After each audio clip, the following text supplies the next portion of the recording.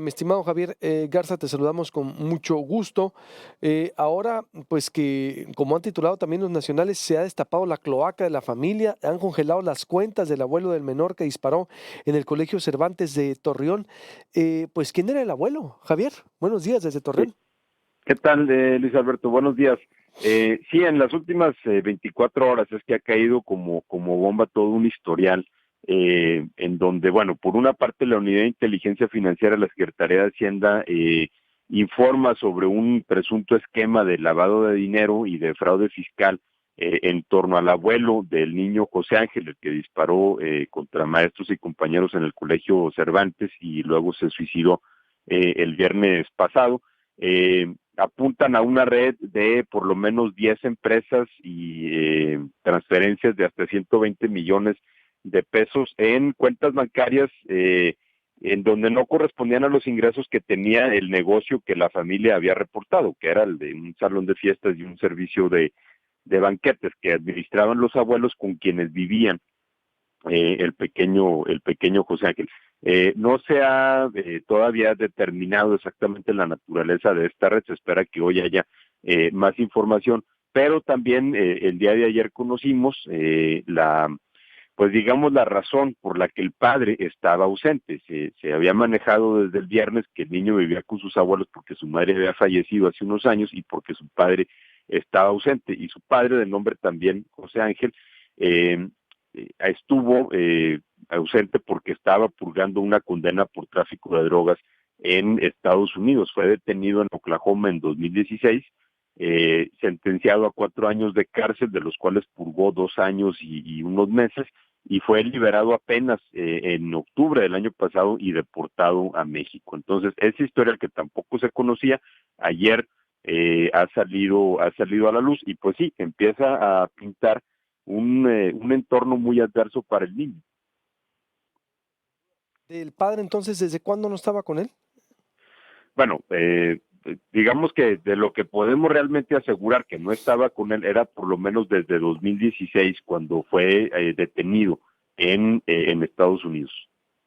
Desde el 2016. Y el abuelo, bueno, ahorita está siendo investigado por lavado y fraude fiscal, Javier. También ha salido a declarar Santiago Nieto que se le congelaron las cuentas, por ejemplo. Tiene Sí, 121 millones de flujo en efectivo, por ejemplo, hacia las empresas, las adquisiciones, vaya. Es decir, está confirmado todo esto también.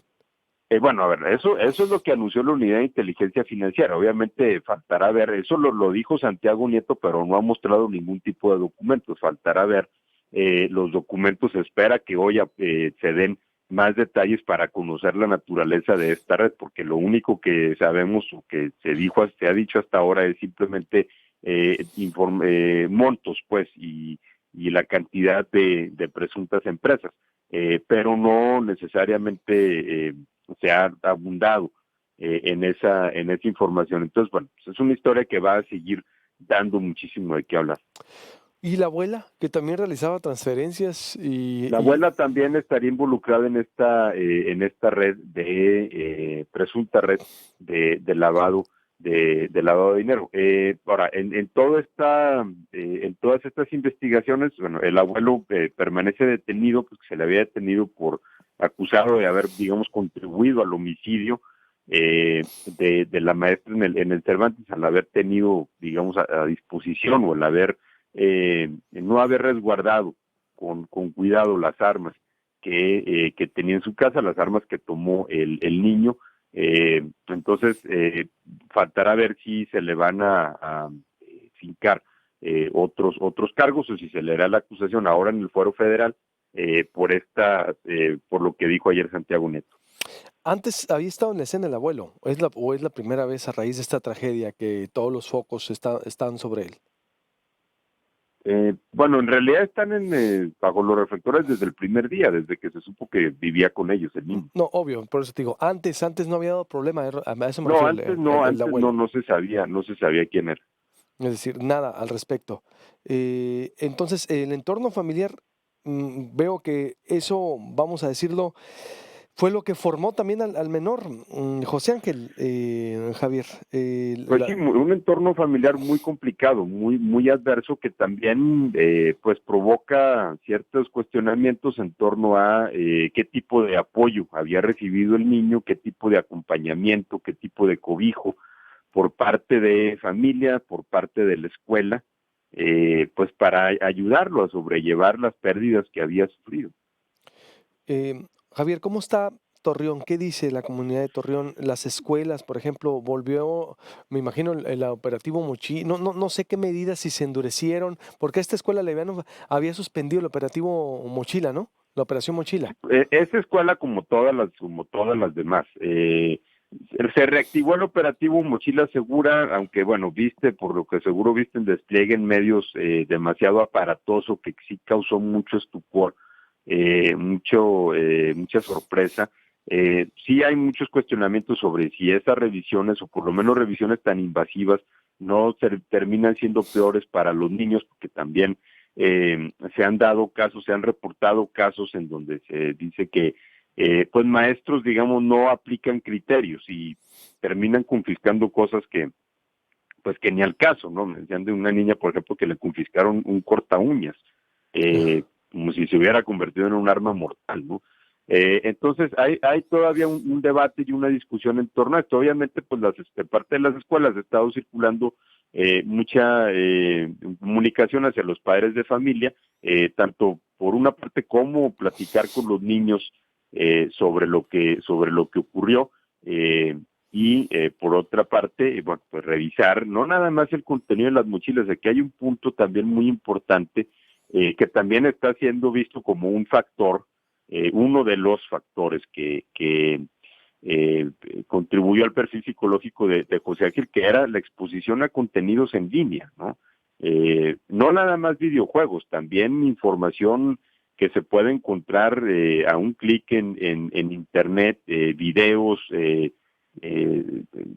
servicios de mensajería, chats, donde pues uno no sabe a veces ni con quién está conversando, el uso de redes sociales, que todo eso también debía ser una advertencia. ¿Su mamá se había quitado la vida también? Sí, había sido degollada, ¿se Su madre confirma? falleció en una cirugía hace unos 7 años. Falleció porque murió degollada, según la fuente Reforma, ¿no? Entonces es en No, una no, no, cirugía. esa fue la abuela. Ah, ah, Esa la, era la mamá de la mamá. Ok, la madre, bueno, la abuela dice realizar, en portada, ¿no viste que dice? La madre murió degollada, el padre estuvo adverso, entonces hubo una confusión aquí No, en la el portada. dato está equivocado. La mujer que fue asesinada había sido la abuela materna. Ah, muy bien, su mamá por una cirugía. Así es.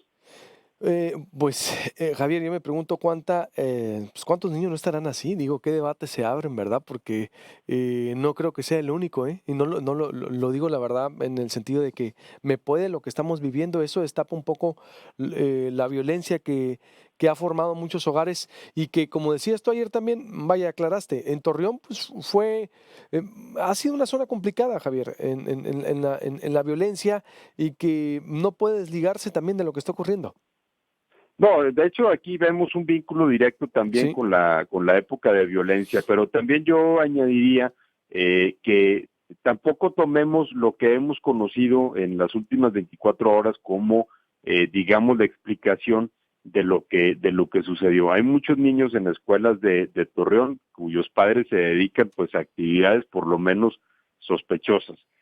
Hay actividad criminal aquí en Torreón, y esos niños no necesariamente son niños que mañana van a empuñar un arma y van a disparar en la escuela. Es decir, es un factor, pero hay otros factores. No hay que evitar también caer en la conclusión apresurada de verlo esto como una explicación que ya nos iluminaría todo.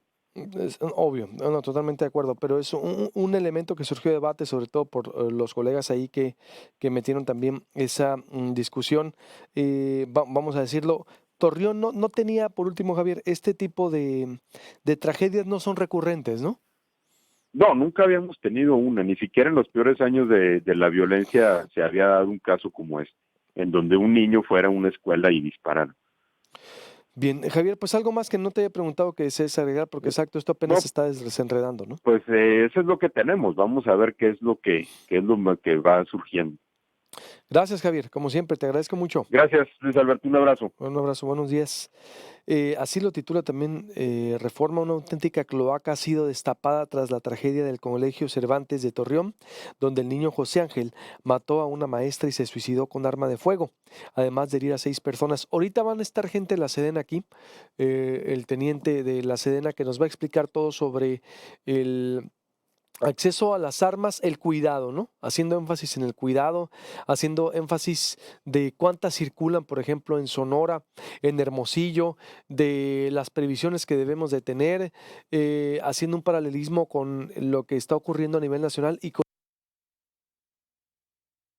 cómo es que han circulado o se ha dobleteado también la posesión de armas en el país. ¿Cuántas hay? Voy a hablarlo con también con el periodista animal político Arturo Mendieta, también estará con nosotros, Arturo Ángel. También vamos a hablar al respecto con Álvaro Delgado sobre lo que o la polémica del avión presidencial se devolvió, los costos, el origen, que se nos olvida, somos una sociedad de poca memoria, pero también el costo que nos, vamos a decirlo, generó estando allá en Estados Unidos. Voy a hacer un corte y vuelvo.